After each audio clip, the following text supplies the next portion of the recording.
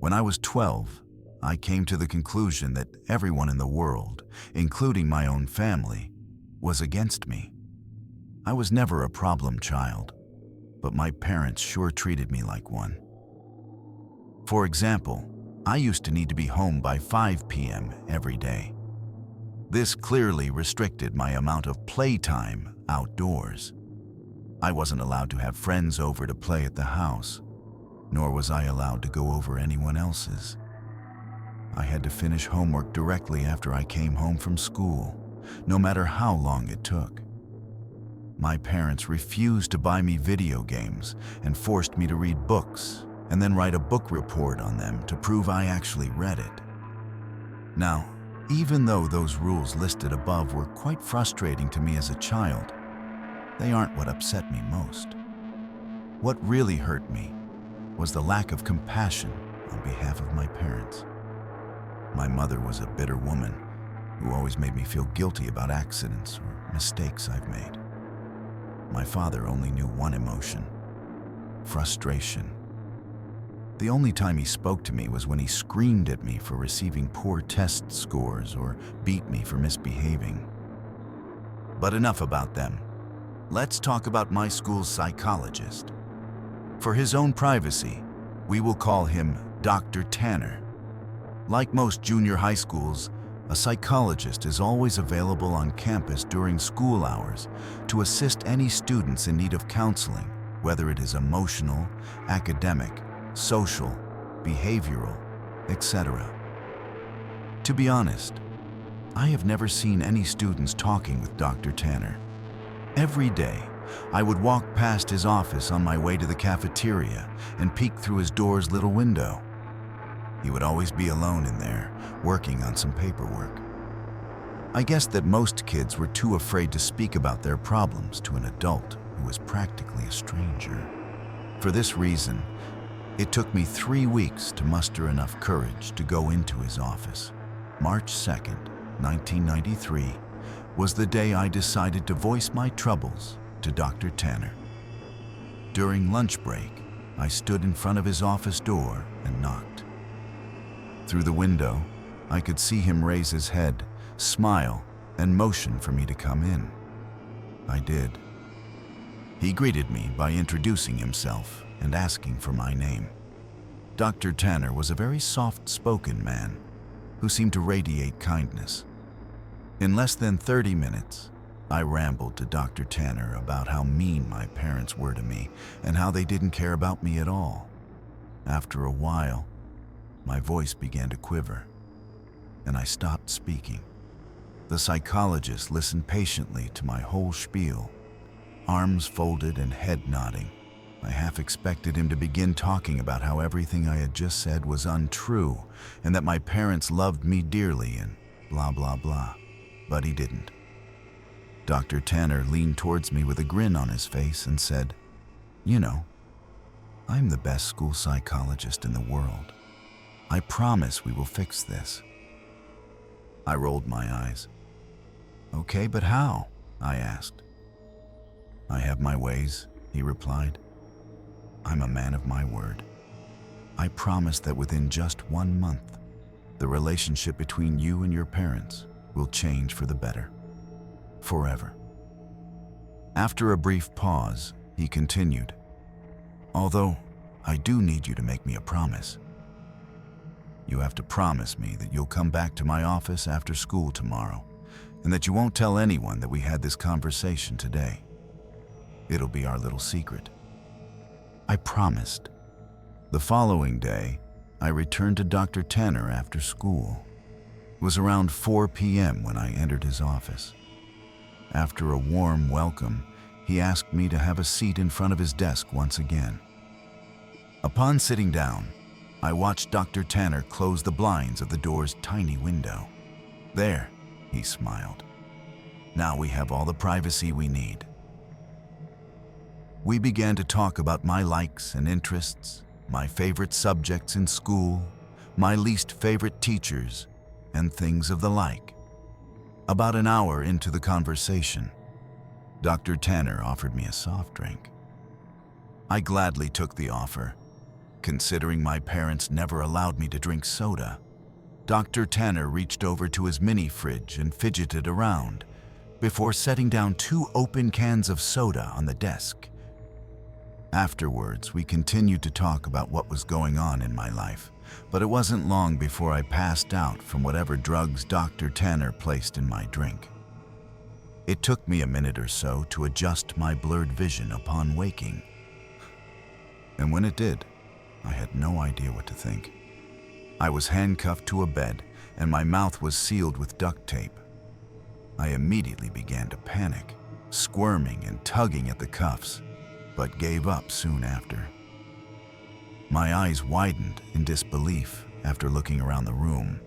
There were posters of superheroes pinned up along the walls and photographs of famous athletes on shelves. In the middle of the room was an old television and Super Nintendo, various game cartridges stacked alongside it. I didn't know what to think.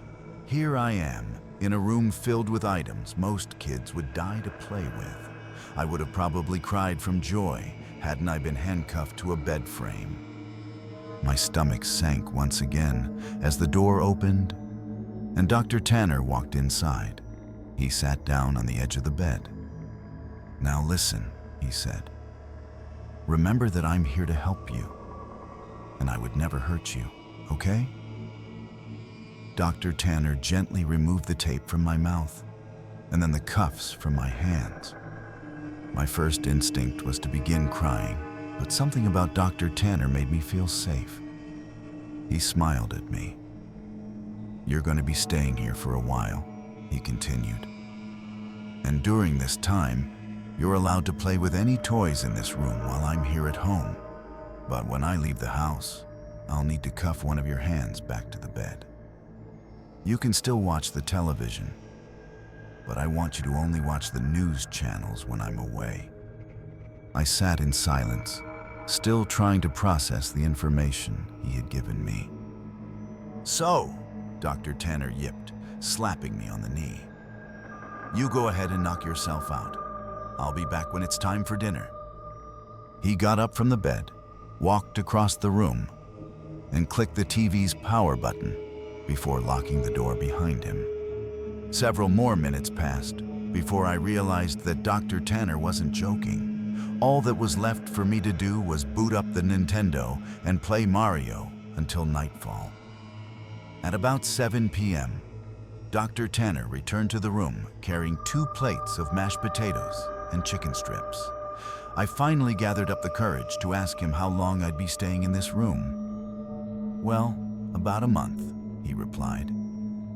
"Give or take a few weeks. I just have some work I need to do." The following morning, I awoke to Dr. Tanner's hand patting my head. "Hey, bud, you don't have to wake up right now if you don't want. But I'm going to need to put this back on," he whispered, clamping the cold steel handcuff onto my wrist. I gazed up at him. He was wearing a collared shirt and slacks, a coat draped over his shoulder, and a suitcase at his side. He looked just how he always did when I saw him around school. Before leaving, he placed the TV's remote next to me and told me to turn it on and watch the news. The first thing I saw upon turning it on was a breaking news segment. An important-looking police officer stood at a podium surrounded by people with microphones. I happened to begin viewing halfway through his speech. "A statewide Amber Alert has been issued as of this morning. We have several investigators working towards identifying potential abductors, but as of right now, there is not much evidence.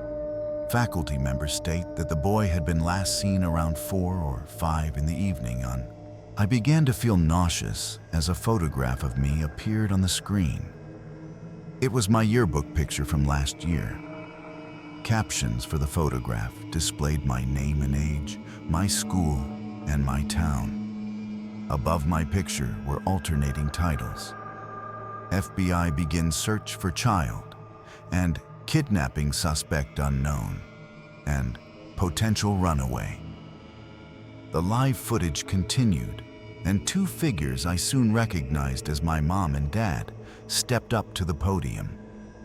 Both appeared to have reddened eyes. Tears streamed down my mother's face as she took hold of a microphone. I'd never seen so much emotion come from my mother before as she wept on live television, stuttering on sentences such as, "Please return my baby back to me," and "I'm so sorry, and please come home to us." When my father took the microphone, I nearly expected his attitude to be stone cold, but he too had tears in his eyes. He pleaded to the world to bring his son home safely, and lastly begged for my forgiveness. I know I haven't been the best father, but God damn it, do I wish I had been now. Please bring my boy back. I turned the power off shortly after. My emotions were mixed, for I had never once seen my father cry. I felt miserable that my parents were being put through so much, but at the same time, I felt relief. I now know how much Mom and Dad love me. Nearly 4 weeks have passed, and Dr. Tanner has been treating me with the utmost respect. He leaves me in the morning cuffed to the bed frame, but returns in the afternoon to eat lunch and dinner with me, talk, and play games. I never would have guessed how good Dr. Tanner was at Monopoly and Scrabble. But one morning, when Dr. Tanner woke me before heading off to work, I noticed a stern look on his face. I also realized that it was 3 hours earlier than when he usually wakes me.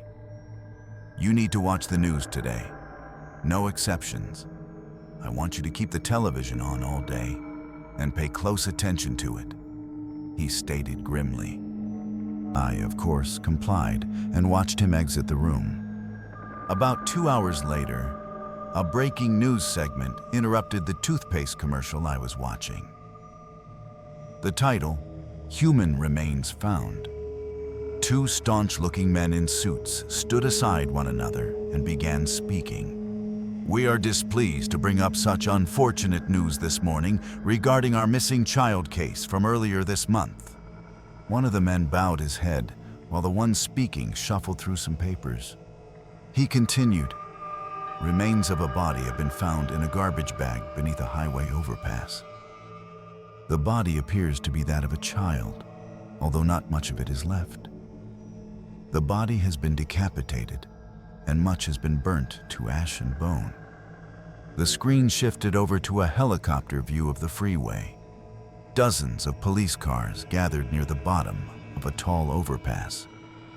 The man's voice could still be heard. Within the bag, police found a junior high school identification card labeled as such. The screen showed the school ID card I always kept in my backpack. The plastic was sort of melted away, but my photograph and name were intact. After the two men dismissed themselves, the camera panned over to my parents. They were sitting among reporters. My mother's face held a painful grimace, and my father sulked his head down at his knees. I shut the television off. Dr. Tanner returned home very late. He hurried into the room, unlocked my cuffs, and placed a bottle of fizzing water into my hand. He placed his hands onto my shoulders and smiled. "I made you a promise, didn't I?" I nodded, tears squeezing their way out my eyes. "You need to make me a promise again," he whispered. He told me that I needed to drink all the water in the bottle. It would help me sleep, and that from here on, I am never to tell anyone that I ever met him. I promised. "I told you I'm the best school psychologist in the world, didn't I?" And he was right. I awoke later that night to find myself lying in the middle of a park, stars shining brilliantly across the night sky. I recognized the park. It wasn't too far from my school. A mile or so down the road, I saw my house.